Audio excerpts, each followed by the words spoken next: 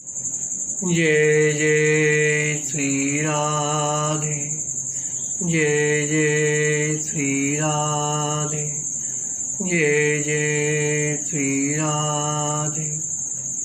भक्ति भक्ति भगवंत गुरु चतुर्नाम बपुए, इनके पदबंधन किए नाशे बेग्नियने। नमो नमो जय श्री वृंदावन रचि वर्षति घन घोरी। नमो नमो जय कुंज मेलिनित, नमो नमो जामय चकोरी। नमो नमो जय श्री हरि, नमो नमो जय कुंज बिहार। नमो नमो प्रीतम चित चोरी। नमो नमो जय श्री हरिदासी, नमो नमो इन्हीं की जोरी। आज के सत्संग में भक्तों के कथन को सत्य करने वाले चरित्रों का वर्णन करेंगे। प्रभु सदा भक्तों के कथन को सत्य करते आए हैं और उनकी लज्जा रखते आए हैं।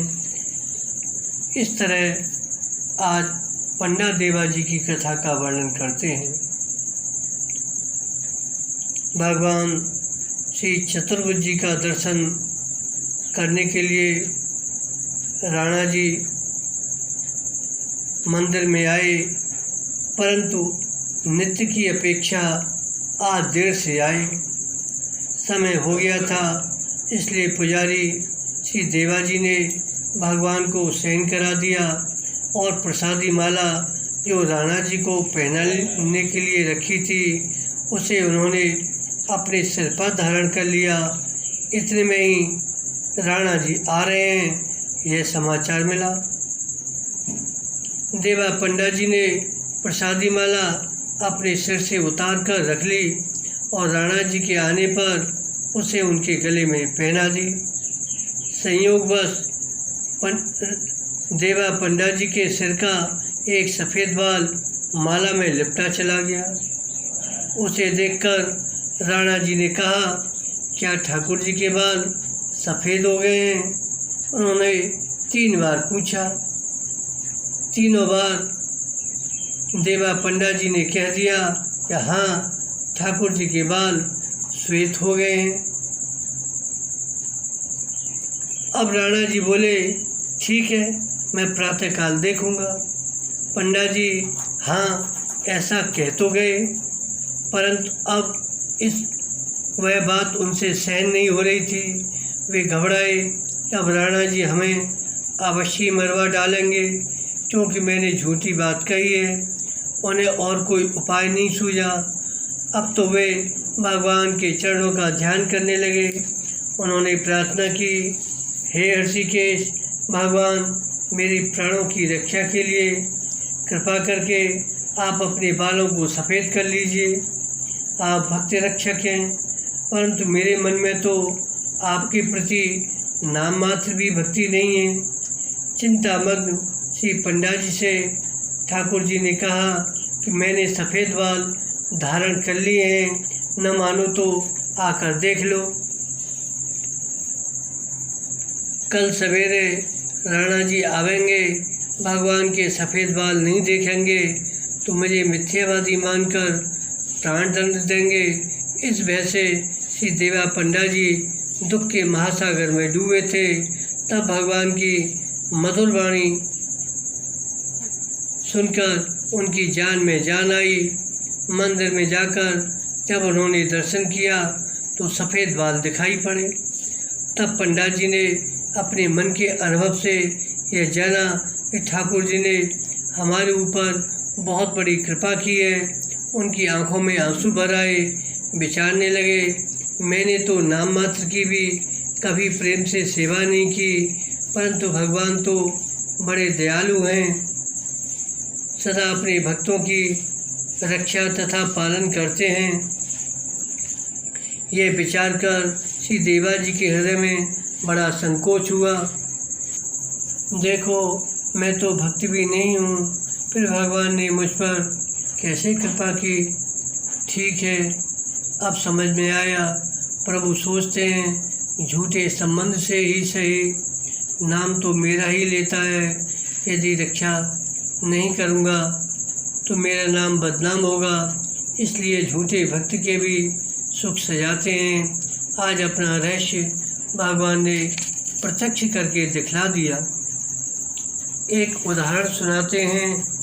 पूर्व जन्म के किसी शुभ संस्कारवश बादशाह यवन होकर भी श्री कृष्ण भगवान में प्रीति करता था। श्री कृष्ण का कन्हैया नाम उसे बहुत प्रिय लगता, हमेशा कन्हैया कन्हैया रटा करता और कन्हैया के नाते कन्हैया के भक्तों को भी बहुत मानता, बड़ी सेवा करता। इस बात की सर्वत्र प्रसिद्धि हो गई। फिर तो एक ब्राह्मण ने कन्हैया के नाम की नकली चिट्ठी स्वयं ही लिखकर उस पर कन्हैया का हस्ताक्षर कर दिया। उसमें लिखा, इन पंडित जी को कन्या का विवाह करने के लिए 1000 रुपये दे दिया जाए। ब्राह्मण वह फर्जी पत्र लेकर बादशाह के पास आया। पत्र पढ़कर बादशाह ने वजीर को हुक्म दे दिया, इन्हें पत्र में लिखित द्रव्य दे दिया जाए। वजीर ब्राह्मण को लिवा कर गया और एक जगह बैठाकर फिर बादशाह के पास आकर बोला, हुजूर यह तो फर्जी चिट्ठी है। भला कन्हैया के पास क्या धनमाल की कमी है जो उसने इन्हें आपके पास भेजा है? आप भी अच्छे भोले भाले हैं, यह तो पक्का धूर्त है।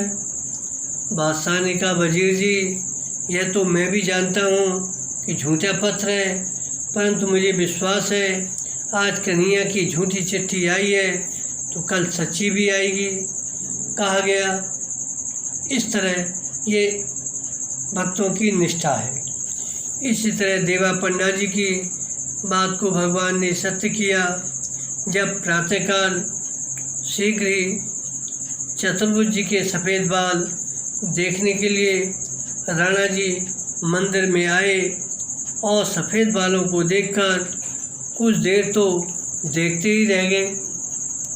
राणा जी ने मन में विचार किया, देखो पंडा जी ने एक तो अपराध यह किया, झूठ बोले, ये ठाकुर जी के श्वेत हो गए, और अब दूसरा अपराध यह कर रहे हैं, न जाने किसके श्वेत केस लाकर ठाकुर जी को लगा दिए।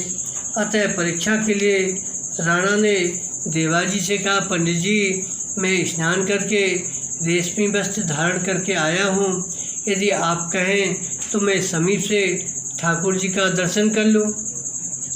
देवाजी ने कहा, महाराज मंदिर आपका है, ठाकुर जी आपके हैं, आप खूब समीप से दर्शन करें। परीक्षा के लिए राणा जी ने उसमें से एक बाल खींचा। बाल के खींचे जाने पर पीड़ावश ठाकुर जी ने अपनी नाक चढ़ा ली। बाल उखड़ गया। उस बाल के छिद्र से रक्त की धारा बह निकली। उसके छींटे राणा जी के शरीर पर पड़े। इससे राणा को मूर्छा आ गई और वे पृथ्वी पर गिर पड़े। उन्हें अपने शरीर का कुछ होश भी नहीं रहा। एक पहर बाद जब होश आया तब वे इसे करोड़ों अपराधों के समान मानकर क्षमा प्रार्थना करने लगे। राणा ने भक्ति, भक्त और भगवान तीनों का अपराध किया।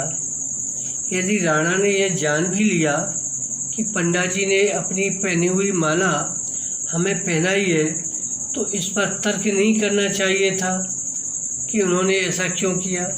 अरे देवाजी एक तो ब्राह्मण, दूसरे ठाकुर जी के पुजारी, तीसरे परम भक्त, अतः सब तरह से पूज्य हैं। तर्क करने से भक्ति का अपराध हुआ। पंडित जी ने किसी और का केस ठाकुर जी को लगा दिया। इस प्रकार देवाजी में छल कपट का आरोप ये भक्त अपराध हो गया तथा भगवान को पत्थर की मूर्ति मानकर उसका केस ऐंचना ये भगवत अपराध हो गया। अतः ये तीनों अपराध ही महा अपराध हैं। अतः अब तो राणा इन अपराधों को मानकर क्षमा प्रार्थना करने लगे। अब तो भगवान चतुर्भुज जी ने आज्ञा दी, तुम्हारे लिए यही दंड है कि जो भी राजगद्दी पर बैठे वह दर्शनों के लिए मेरे मंदिर में न आवे। इस आज्ञा के अनुसार उनकी आन मानकर जो भी राजा उदयपुर की गद्दी पर बैठते हैं वे दर्शन करने मंदिर में नहीं जाते। राजा अपने उत्तराधिकारियों को भक्तों के अपराध से बचने की शिक्षा देते हैं। इस तरह से देवा पंडा जी की बात को भगवान ने सत्य किया। बोलो भक्त भगवान की जय। अब श्री कामध्वज जी का चरित्र वर्णन करते हैं। उदयपुर राज्य के एक सेवक परिवार में 4 भाई थे। इनमें 3 भाई राणा के यहाँ नौकरी करते थे। एक श्री कामध्वज भक्त थे। वह वन में रहकर भागवत भजन करते, समय पर घर आकर प्रसाद पा लेते और फिर शीघ्र ही वहीं वन को चले जाते। तीनों भाई बार बार इस भक्त से कहते, तुम जरा सी देर के लिए चलकर राणा जी के दरबार में हाजिरी बजा दिया करो, इससे तुम्हारा भी मासिक वेतन ले लिया जाए। कामध्वज जी इनको उत्तर देते, हम जिसके सेवक हैं उसकी सेवा करते हैं, उसी की हाजिरी बजाते हैं, दूसरे से हमें क्या काम। एक दिन इनके भाइयों ने कहा, जब तुम मर जाओगे तो तुम्हें कौन जलाएगा। उन्होंने उत्तर दिया, जिसके हम सेवक हैं वही हमें जलाएगा।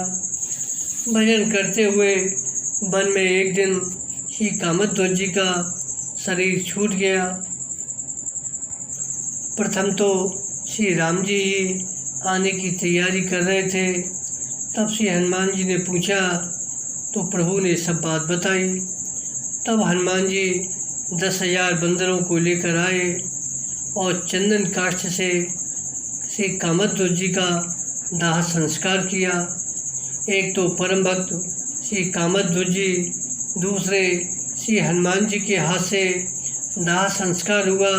अतः उनके मृतक शरीर का धुआं लगने से वहाँ के समीप में रहने वाले सभी प्रेत मुक्त होकर भागवत धाम को चले गए।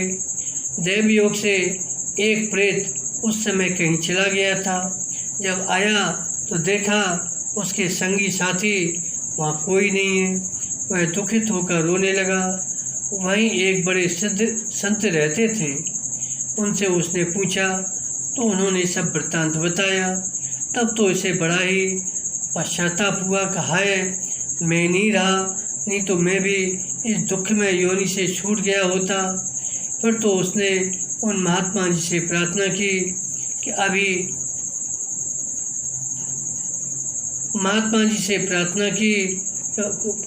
कृपा करें। तब महात्मा जी बोले, अभी चिता में अग्नि है, इसमें आप जो है कुछ सूखे काठ डाल दें। प्रेत बोला, महात्मा जी अभी चिता में अग्नि है, आप कृपा करके इसमें कुछ सूखे काष्ठ डाल दें तो उसके धुएं से मेरा उद्धार हो जाएगा। इस तरह उन महात्मा जी ने उस अग्नि को प्रज्वलित कर दिया। उसके धुएं से उस प्रेत का भी उद्धार हो गया, वह प्रेत मुक्त हो गया। इस तरह कामध्वज जी के वचन को कि जिसके हम सेवक हैं वही हमें जलाएगा, इस बात को भगवान ने सत्य करके दिखाया। बोलो कामध्वज जी महाराज की जय, भक्त भगवान की जय। जय जय श्री राधे। अब श्री जयमल जी का चरित्र वर्णन करते हैं। राजा भक्त श्री जयमल जी का निवास पहले मेरठी नगर में था, बाद में जोधपुर नगर बसाए और वहाँ निवास करने लगे। ठाकुर जी की सेवा पूजा में उनका बड़ा भारी अनुराग था। उसमें उन्हें जरा सा भी खुटका अच्छा नहीं लगता था। वे नित्य अपने मंदिर में नियम से 10 घड़ी सेवा करते।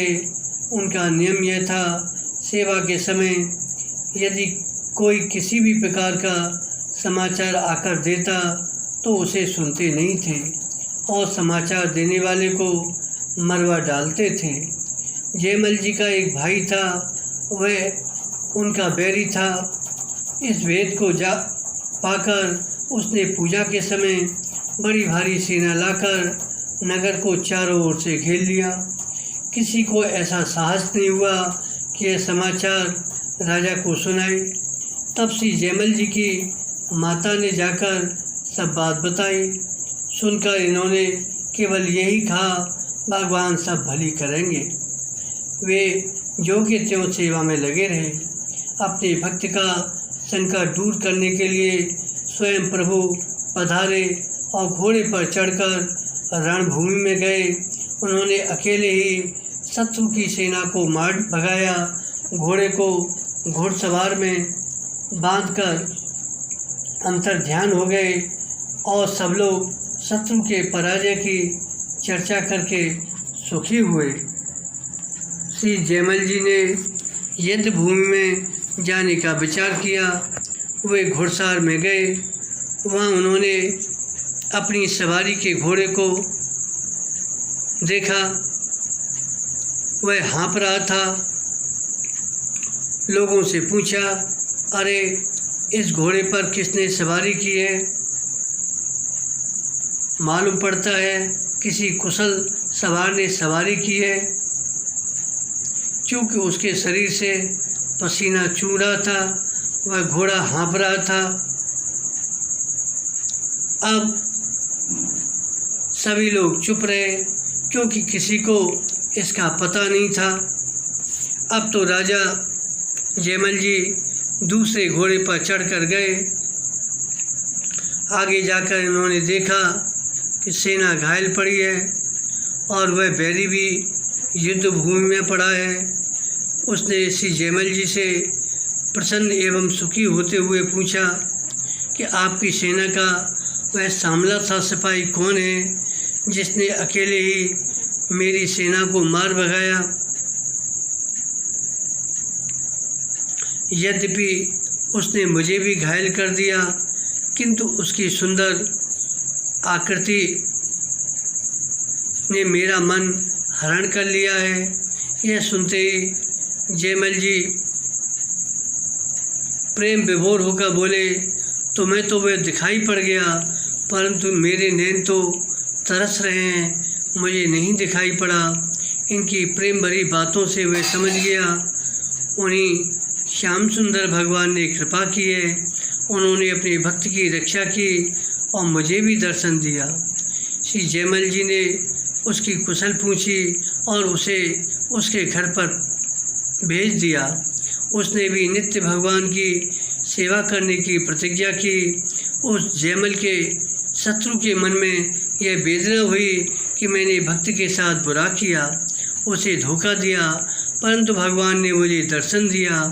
उनके भक्त ने मेरे साथ भला व्यवहार किया, धन्य है। इस प्रकार भक्ति वाणी को प्रभु ने सत्य किया। भगवान द्वारा भक्त की वाणी को सत्य करने के संबंध में श्री ग्वाल भक्त जी की कथा वर्णन करते हैं। भयो ग्वाल स्वादिष्ट सेवा सो रसाल करें, परे जोई हाथ लेके संतन खवा वहीं। किसी ग्राम में एक ग्वाल थे, बड़े भारी भक्त थे, बड़े प्रेम के साथ साधुओं की सेवा करते। जो कुछ भी उत्तम सामग्री हाथ पड़ जाती उसे ले जाकर साधुओं को खिलाया करते थे। किसी त्योहार के दिन ग्वाल भक्त की माता ने इन्हें अच्छे अच्छे पकवान दिए। उस दिन उत्सव का दिन था। खूब पुआ पकवान बना देखकर इन्होंने मन में संकल्प किया, यह तो किसी युक्ति से संतों को खिलाना चाहिए। फिर तो उन्होंने मैया से कहा, माँ तू तो मुझे खाने भर मेरी अंगोछी में बांध दे, मैं तो वन में जाकर खाऊंगा। माँ ने बड़े प्यार से सामान की एक अच्छी खासी पोट बांधी। कुछ इन्होंने माँ की आंखों से बचाकर स्वयं भी बांध लिया और सबको लेकर वन में भैंस चराने गए। भैंसों को चरती छोड़कर साधुओं को पकवान खिलाने वन में उनके आश्रम में चले गए। साधुओं के समीप बैठे रहे, आने में देर हो गई। इसी बीच अवसर पाकर चोर भैंसों को चुरा ले गए। लौटकर आपने देखा भैंस नहीं थी। शाम को घर आए, माता ने पूछा भैंसें कहाँ गईं। माता को दुख होगा ये जानकर आपने सच्ची बात छिपा ली और झूठी बात बनाकर माताजी से कह दिया, एक गरीब ब्राह्मण भूखों मर रहा था, मैंने सब भैंसें उसे दे दिए, वह भैंसों को चराएगा और छाछ से अपना पेट भरेगा, उसके बाद घी के समेत मेरी भैंसें वापस कर जाएगा। कुछ समय बाद दिवाली का त्योहार आया। चोरों ने भैंसों को नहलाकर उनका श्रृंगार किया, चांदी की हंसुलियाँ पहनाई। चोर लोग मत्त होकर नाच गान में लग रहे थे। कुछ लोग आतिशबाजी चलाने लगे। एक बालक ने भैंसों के पास जाकर पटाखा छोड़ दिया। इससे भैंसें बिडर गईं, भागने लगीं। पशुओं अब तो भगवान की इच्छा से सब भैंसों को साथ लिए चुराई गई भैंसें वहाँ से भगीं और ग्वाल भक्त के द्वार पर आकर रवाने लगीं। प्रातःकाल अभी माँ बेटे सो रहे थे कि भैंसों के रवाने की आवाज़ आई। सुनकर माँ बोली, बेटा मेरी भैंस की सी आवाज़ है। ग्वाल भक्त बाहर आकर देखे तो सचमुच अपनी ही भैंसें थीं। ग्वाल भक्त ने कहा, देख मैया मेरी बात सच निकली। माँ को प्रतीति नहीं हो रही थी, जिसके घर छाछ का ठिकाना नहीं उसके घर इतने आभूषण कहाँ से आएंगे। घी का दाम इतना नहीं हो सकता, कोई रहस्य है। जबकि वह ग्वाल भक्त कह रहा था कि देखो ब्राह्मण भैंसे वापस कर गया है, घी बेचकर चांदी की हंसुलियाँ भैंसों को पहना दिए। तो माता को विश्वास नहीं हुआ। उसने बेटे से कहा कि भाई सही सही बात बता, कोई रहस्य है। जब माता बार बार पूछने लगी तो ग्वाल भक्त ने सब बात सही सही बताई। सुनकर माँ गदगद हो गई, बोली, बेटा संतों की कृपा से मेरी भैंसें मुझे मिल गईं, हमें तो इतने में ही संतोष है। जो अधिक आई हैं, जो गहने हैं, सबको बेचकर संतों का भंडारा करा दो। ग्वाल भक्त ने ऐसा ही किया। तभी तो कहा गया है, छल कर बल कर बुद्ध कर साधुन के मुख दे, हुंडी के से दाम को हरजू सौ गन ले। परंतु एक बात ध्यान रखने की है कि ये छल बल केवल शुद्ध भाव से साधु सेवा निमित्त ही होना चाहिए, अन्यथा छल बल वर्जित है। इस प्रकार भक्त के मुख से निकली हुई बात को प्रभु ने सत्य करके दिखा दिया। इसी तरह श्री श्रीधर स्वामी जी के संबंध में घटना आती है। जिन भक्तवर श्री श्रीधर स्वामी ने श्रीमद् भागवत की टीका की है, उन्हीं का चरित्र है। प्रथम आप गृहस्थ आश्रम में थे, वहाँ के सब व्यवहारों को यथावत करते थे। एक बार आप रास्ते में चले आ रहे थे, ठगों ने आपसे पूछा, तुम्हारे साथ कोई और है क्या? आपने कहा, मेरे प्राणों के आधार श्री रघुनाथ जी मेरे साथ हैं। ठगों ने साथ चलकर किसी को न देखकर ये समझ लिया इनके साथ कोई भी नहीं है। तब ये इन्हें मारने और लूटने का प्रयास करने लगे। इसी बीच ठगों ने देखा धनुष बाण धारण किए हुए परम सुकुमार प्रभु श्रीधर जी के साथ साथ चल रहे हैं। बीच बीच में भगवान ठगों को नहीं दिखाई देते, फिर वे मारने का प्रयत्न करते तो बाण तानकर डराते हुए दिखाई पड़े। ठग लोग साथ साथ लगे चले ही आए। जब ये अपने घर आ पहुँचे तब ठगों को रघुनाथ जी कहीं भी नहीं दिखाई पड़े।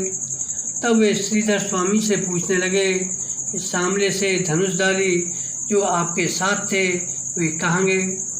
श्रीधर स्वामी समझ गए कि रघुनाथ जी ने ही वन में साथ रहकर पार किया।